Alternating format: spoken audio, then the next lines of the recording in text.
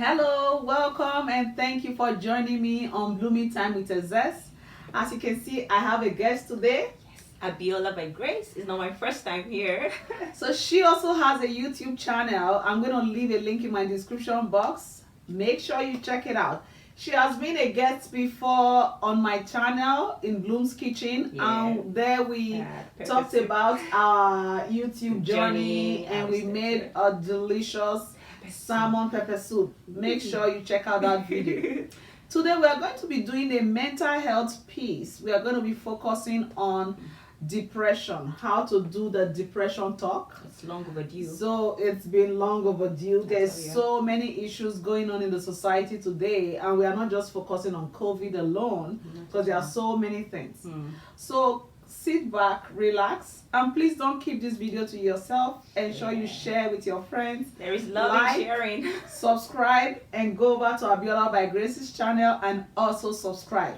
We'll be right back and we'll get started.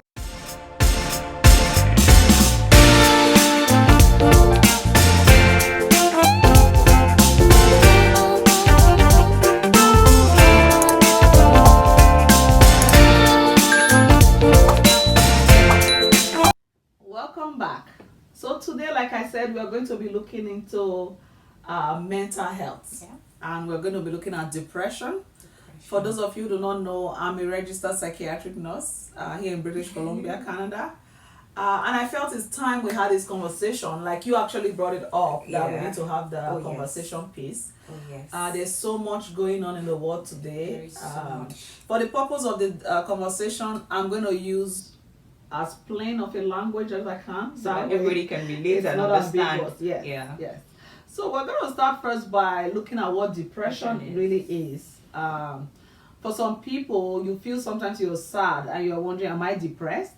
So generally, depression has to occur for a long time. So it's something that affects your mood. So the way you feel, the way you think, and it starts to build up over time. So for us to diagnose depression, it must have happened for 2 to 3 weeks at least. So depression is a mood disorder that affects the way you feel, the way you think, the things you used to do before, you don't want to do it anymore. You are just sad, feeling hopeless, and you can't shake it off. You know, there are times you're sad or you're unhappy because you received the sad news. After a while, your body deals with it and you overcome it. But it's not so in the case of depression. And I think it's important we have these conversations, especially as Christians and any other religion for that matter. We tend to shy away from it when somebody is depressed. And even the depressed person too. So I was going to ask, like, so how do you have that conversation? Like, I'm depressed. You know, I had an episode of this early last year. I must confess. So how do you share? How do you have that conversation? How do you start up? I think before we even do the how to have the conversation, we have to identify how depression shows. Because if you do not know how it shows, then I can't really have that conversation with you. I'll just think my friend is always moody these days, but I won't really know what it affects. So depression affects your mood. So you start to feel hopeless. You are irritable. You start to feel angry at anyone or anything, and you don't even know why. It can affect your sleep, where you are not sleeping well. You can maybe you used to sleep all night, and now you are so restless, or you don't even see sleep at all, or you are sleeping too much, and then it can affect your behavior. Where you are now, what you used to like before, your desires, you don't enjoy it anymore. So the things you used to find pleasure in, maybe you used to like talking to people, now you want to just keep to yourself. And then for those who are married, it can also affect your sexual health, where you don't even have the drive anymore, you don't have the urge, and even you don't have the energy. So depression affects everything about the person. It can affect your appetite, where you don't want to eat. So there are so many ways it presents. So having that depression talk is really being able to pinpoint who is this person before. And now that you're saying, can we go out tonight for a ladies' night? And you say, no, I'm not in the mood. Can we take the children out to play? I'm not in the mood. Oh, are you going to work today? I'm not in the mood. That should start to tell you what's going on. Like, have that conversation. How are you feeling? How has your sleep been? Are you sleeping well? How is your appetite? These are things you can ask.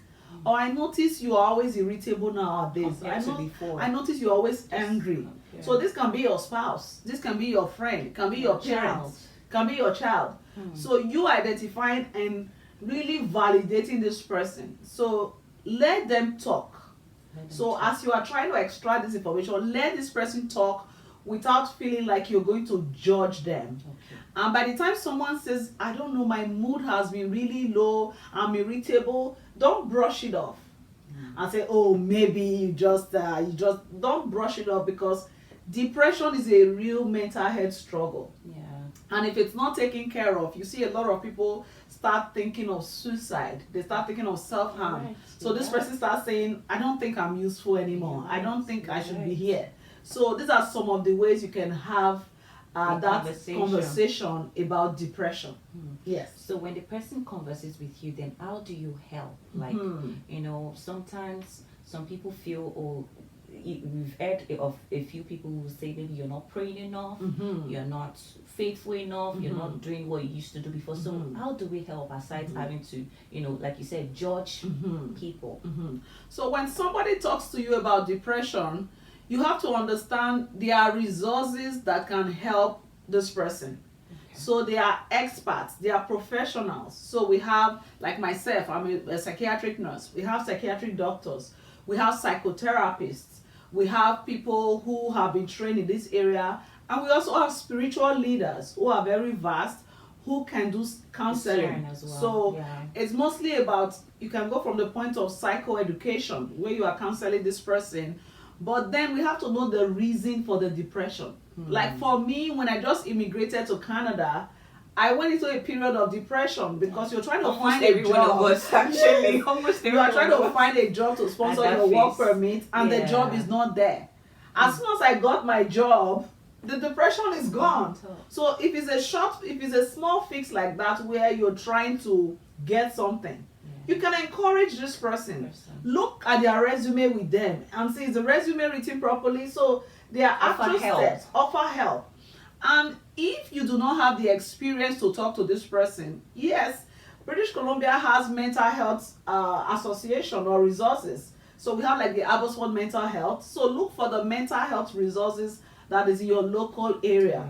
And then you can direct this person. And then we have like the crisis intervention line. Okay. So don't procrastinate. For example, if I come to visit you and I see that I don't like the way you're talking, I can just say, can we call the crisis line? Assuming I'm not a nurse. So there's a crisis line. Just call with that person, and then they put you online with a nurse who will explore how is your emotion, how is your mood, your behavior. She will ask you about your sleep. Ask you about any underlying illness, because for some people, if you have issues with your thyroid, it can cause depression, right? So for some people, chronic illness, you have been sick for a long time, that can cause depression. So these people know the exact questions to ask. That's another thing. Asking the right questions. And then just really validating and giving this person support, and then you can now pray with them. But don't think just because you have prayed, automatically the mood is going to be boosted. Like depression is in the brain. So there are chemicals that helps you stay happy or improve your mood. So if for any reason this chemical is reduced or is not available, we see this person is depressed. So there are so many treatment options available. Medication is even like almost the last resort. But some people are scared to go to the hospital. They think, I don't want to be on psychiatric meds. But there are other things like exercise. Go for a prayer walk. You're doing a spiritual exercise and a physical exercise. Because as you walk around, like you have to actually walk like 20-30 minutes, your brain begins to release those norepinephrines. Those are what stabilizes your mood. So you see sometimes when you're sad and you go for a walk, what happens? You come back, you're lifted, because God has designed your body to help cope with this stuff. So your brain knows it's low, it tells you go for a walk. So it doesn't matter how depressed you feel, drag yourself if you have to. Go with your friend, go for a 30 minutes walk, and before you know it, your mood is up. So regular exercise 3 to 5 days, and I'm not talking about going to the gym for 6 months. I'm just saying go for a short walk and just enjoy the scenario and just really so it is having that conversation. yeah, it is necessary to actually ask for help. Yes. As well. Yes. Be ready to be vulnerable. Even if you cannot open up to maybe your friend. Yes. Let your friend refer you to all these other people Exactly. you mentioned today. Exactly. You know, exactly. for you to get the help you need. Exactly. Because it's important to treat it. Exactly. That is solid. Because most times you can get referred to like even a counselor, and they use like cognitive behavioral therapy, which is more of talking to you to be optimistic. So these people, the interesting thing about a counselor is they don't give you advice. When you get there, they let you talk, and after you have talked, they get you to walk through your scenario yourself and say, what do you think is going to help? Exactly. So you are looking inward to bring out your solution. So that's why when I talk about communication technique, so I listen to you, I try to retell you what you have just told me, and sometimes as I'm telling you, you're say, understanding better. Exactly. Maybe I need to just rewrite my resume. Maybe I need to do this thing. Wow. And for some, it's different than for others. Like for some, let's just maybe look at some causes. If maybe somebody is grieving, the body needs time to take care or to grieve properly. So if this postpartum, there's also postpartum depression. You just had a baby. Yes. I don't know how many of you have had this. You have a baby, everybody's thinking you should be happy, but sometimes you want to cry and you don't even know why. You're tired. It's called postpartum depression. Again, speak out, talk to someone, or if you're calling your friend to ask how is the baby, it can be a man or a woman making this call. Ask them specific questions. How are you feeling? How is your emotions? I hope you're not. How is everything coming along? How is your sleep? How is your routine? How is your routine? You know, give them time to respond. Don't just let them say everything is fine, I am fine, well. and as soon as you put the phone down, they just sink back down. So it's important we have this depression piece, and it's important we get this awareness out there so that the stigma can just be taken care of. Every organization needs this awareness. Yes. Knowledge is so powerful. Yes. Like knowledge is powerful. Every organization, needs it because people are suffering. There's so many complaints, so many, suicidal talks or the rates. Forget even COVID, pre-COVID, and even with COVID now. So that is another very big one, suicide. That is so big, I'm going to do a separate conversation on suicide. That's necessary. But I want you to recognize it. When somebody starts to say they think they're just going to end it all, or they don't think they are useful to their family anymore, they think they are a burden, they don't know what to do. So those are telltale signs, and don't take it lightly. Depression is serious. Suicidal idea is serious. Make sure you ask that person, do they have a plan? Do they have an intent? Because before suicide happens, this person must have been planning about it. And the internet does not help. You'll be amazed at things that are online that is trying to tell people how to commit suicide. So let's have this frank conversation about suicide, about depression. Let's check in on people and really find out how they are doing. And for those of you who think you don't want to be vulnerable, so if I tell how I feel, she might tell another person. And so what? As long as I get the help I need, I don't care if she tells another person. So we must come to that point of vulnerability. Yeah, it is necessary. Yes. So we'll be right back. We're just going to take a small break. We'll be right back, and then we'll just conclude and round this section up. Welcome back. So as we round up, I'm just going to ask Abiola, so what did you think about depression before now? Or why do people not like to talk about it? Like even when I was struggling, even as a psychiatric nurse, I just tell people I'm not in the mood, right? So why do you think people don't like telling someone they're actually depressed? I think you answered one of the reasons earlier on, that because people don't want to be vulnerable, like people don't want to share. Then also people are scared of being judged. Yes. People are scared of being backlashed. People are scared of being talked about. So I think those are the reasons, part of the reasons why people wouldn't want to talk about it. So they feel like people don't care enough. Yes, that's people are not understanding enough. Exactly. Then people then it's just like, then it's going to seem like, oh, you're probably not doing enough as you should. As well. Like they'll feel like, oh, wait, they don't understand why you should be wrong. Some or people maybe as a new mom that you are lazy. Like, oh, I have 4 children and I can still run around. What do you mean you're depressed with one child? Exactly. That's actually another thing. Comparing situations and stories. Yeah. Okay, so in rounding up, I want to really thank you for coming, and I want to stress about the resources that are available. Yes. So check your local community. Just go to Google and check your local community. I live in Abbotsford. We have Abbotsford Mental Health. She lives in Surrey, so they have Surrey Mental Health. So they have all these resources to help. And then if your friend is really depressed and you're worried, you can call 911. You can call the police or the ambulance and talk to them, and they will send someone there. Yeah, so that is one resource, is 911. I'm going to leave all this link or whatever the number is in your country.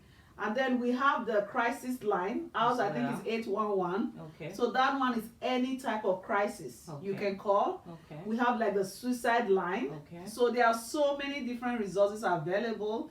And then we have like private counselors who you can go see for sections.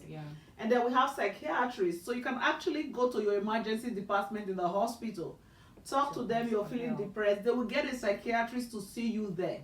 You don't have to necessarily be admitted. If the psychiatrist talks to you and they feel, oh, it's something simple, maybe you have not been sleeping well, and they feel like, maybe like you, your husband is home, for example, who can watch you, and you feel safe enough to be home, then we can send you home. But if you do not feel safe enough, please speak up. Yes. Sometimes you might just need 2 or 3 days in the hospital. We might just give you only sleeping meds to help you sleep and just really rest. So for some, they need that rest. And if you don't need medication, antidepressants are not poisonous. They just help to secrete that serotonin or those norepinephrine in the brain and helps to boost your mood. I know.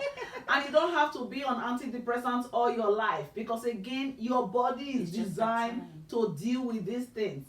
So please, don't be too scared or shy to look for help. So we're going to put resources. I'm going to put some of these links. Check up on Google wherever you live. You're in Australia, you're in the US, you're in Europe. Just check what your local resources are. Have some of these numbers saved on your phone. So when somebody needs help, you can easily say, I have the crisis line phone on my phone. Let us make a call. So please be ready to listen. Listen from this person's point of view, not from your own point of view of what you think that person should be. I hope you have really enjoyed today's section, and I want to please appeal, go check out Abiola by Grace on YouTube. Her channel is awesome. I'll leave a link. And don't forget to like this video, subscribe, share with your friends. And I hope I'll get to host you again, maybe in the kitchen. Yes, please. I love the kitchen. Let's have the kitchen episode. So I want to really thank you for joining me today. I'll be so blessed by today's conversation. Thank you. And please, let's start having those talk on depression, and let's start having those conversations. Have it with your spouse, with your friends, with your children, your parents, your siblings, co-workers. You just reminded me something. There's an employee assisted program at work. If you are feeling depressed and you don't want to talk to anyone, there's a line. They have a phone line. You can call them, and they have resources that will help you. So they help you deal with depression or any kind of stress you are going through. That's good.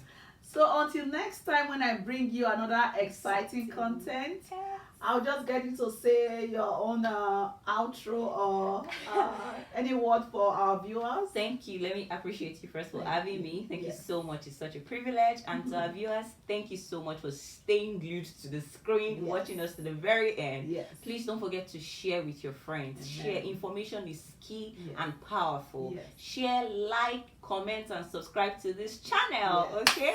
All right. Until next time, have a blessed and wonderful day. Bye.